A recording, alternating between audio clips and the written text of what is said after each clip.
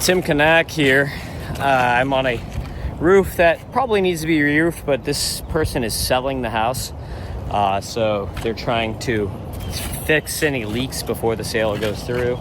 We've got 3 leaks on this house. This one here is dumb.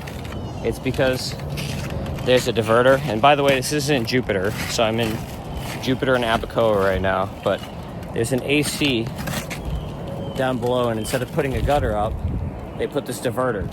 That's black. That's just tar. Cracks out when the sun hits it.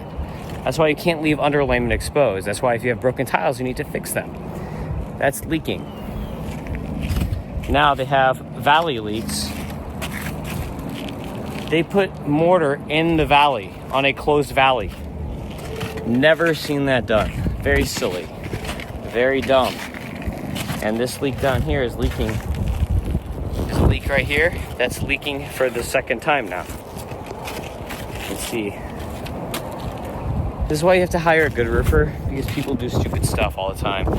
Don't be cheap. Hire someone good. The last leak, again, someone put mortar in the valley. Now you've got a tree growing up out of the roof. So this leak is right here on the edge, and it comes down the fascia about 4 or 5 feet in the master bathroom. I did not see bad wood here. I think the issue is that this mortar that they put in the valley is just blocking the water that's flowing through, and it's stopping right here and causing the leak, like right here at the end of the valley. It's just really dumb to do that. Please, people, make smart decisions. Hire a good roofer.